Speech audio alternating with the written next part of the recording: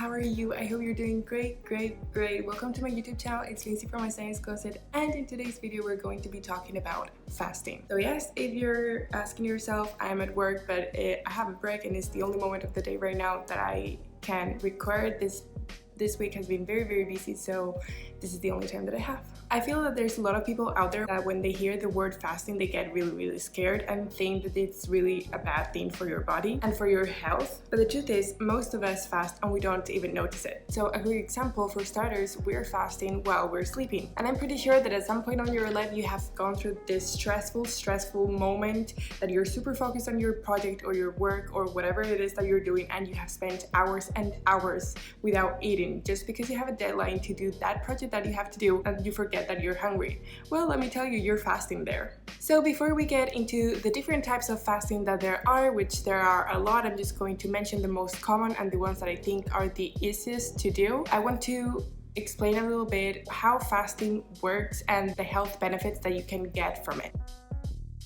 When you're fasting and you reach the first 12 hours of fasting, here your growth hormone is going to increase, and this is the hormone known as the anti-aging hormone. It helps with fat burning, it helps with joint healing, and it helps with protein synthesis. Now, when you reach 18 hours of fasting, the process called autophagy starts. So this process is the process that the body does whenever it wants to get rid of the old things. It recycles all damaged protein, it recycles all damaged microbes. So the process by doing autophagy, what it tries to do is form new amino acids that your body can use and renew the tissue. Now, when you reach the 24 hours of fasting, your body starts using the fat in your body. Your body is going to get the fat and it's going to transform it to ketones to use it as a source of energy.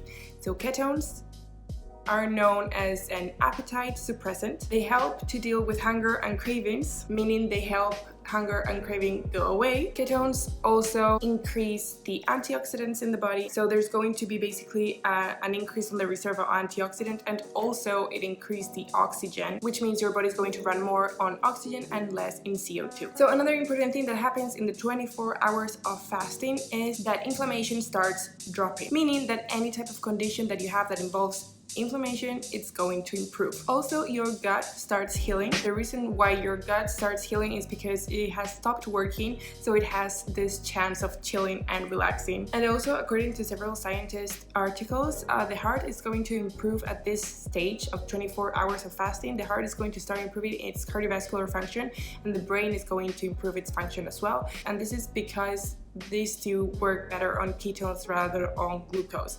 I have not done enough research on this field, but apparently it's something that it's been mentioned a lot lately. So I will do more research about this, and when I understand everything as a scientist that I am, I will explain the difference between ketones and glucose. Right now I'm just focusing on the benefits of doing fasting. When you get to 48 hours, you start stimulating your stem cell. You improve healing and repairing of the body, and at this stage is when you can improve some type of cancers as well as shrinking tumors, because the cancer is starving. And then when you get to 72 hours of fasting, your stem cells have improved a lot, and this is very good for your health, and you have a better immune function. There's a boost of your immune system. So this is what happens generally when you're fasting. Of course, I haven't got into the deep part and the details. I just mentioned the most important parts and in a summary. Now, in my opinion, if you have never ever fasted in your life, like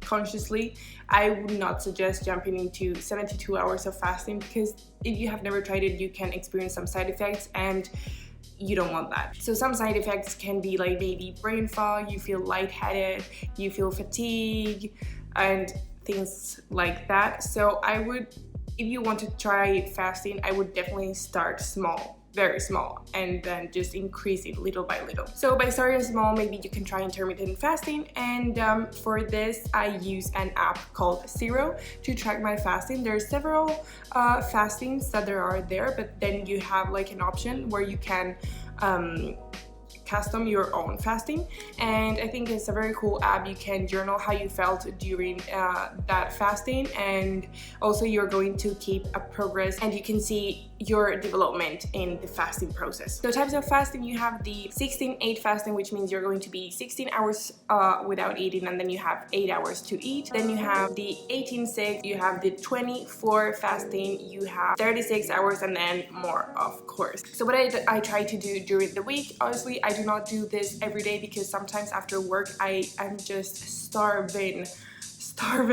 when I get home. So as soon as I get home, no matter what the time it is, it's normally around 6, I have my dinner, and then from that I try to fast till breakfast to the next morning. Again, this is not every day. It also depends on how I'm feeling that day. But when I'm doing fasting, I try to do the 16 hours fasting and 8 hours eating. Sometimes because of my timetable, I cannot do this. So at least I make sure that I have been 14 hours fasting. If you take advantage of your hours of sleep, this is easiest to do because you are not conscious that you're fasting and you don't focus on, oh my God, I'm fasting, I haven't eaten, maybe I should eat. So the reason why I chose the 16 hours fasting, 8 hours eating is because it's the best one to combine with my work timetable. And there are some times that I want to do 24 or 48 hours of fasting, and I make sure that when I'm doing this fasting, I am at home.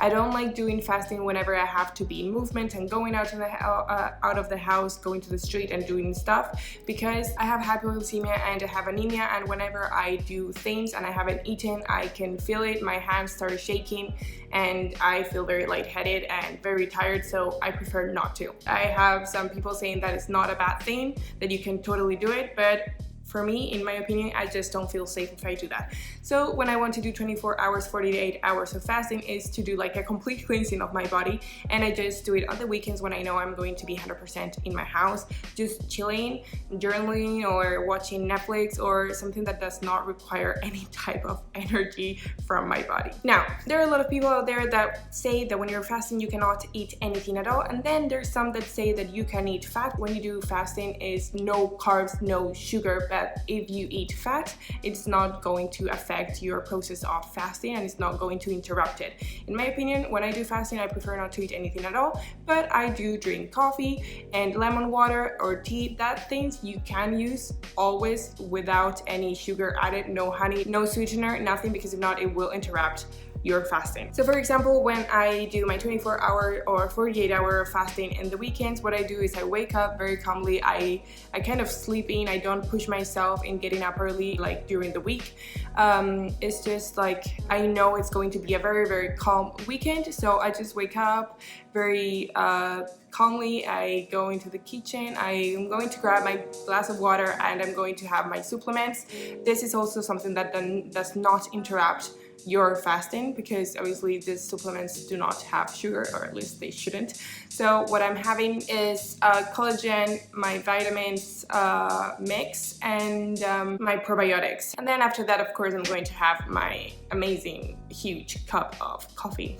Now, what to do when you're feeling hungry and you are fasting. So normally when I'm fasting, I do not feel hungry at all, but it is true that there are some times that I have felt hungry. So what I do is quickly distract myself. I start doing, I don't know, the laundry, or I prepare a bath for myself. I try to distract my mind from trying to get something to eat. Then of course, if it is the first time that you're going to fast and you're feeling really, really bad, please eat something, okay? You need to like be present and be in control of what you're feeling. But for starters, if you start small and little by little, just being very, very careful, you shouldn't have any problems. And then by starting small and trying the different types of intermittent fasting, you can really evaluate which one is the best for you and which one goes the most with you and your life and your timetables and everything. Okay, lovely, so that is the video of today. I really hope you liked it. I really hope that if you try, you let me know what you think. I love when you guys text me through my Instagram telling me your experiences about this, and you can also feel free to leave any comments down below if you want to share your experience, but I'm always happy to receive your DMs and respond to them. I gotta get back to work. If you like the video, you know what to do. Give it a thumbs up. If you want to watch more, subscribe to my channel, and don't forget to hit that bell button to get notified of my new videos. I hope you have a wonderful, wonderful week, and I'll see you in the next video. Mwah.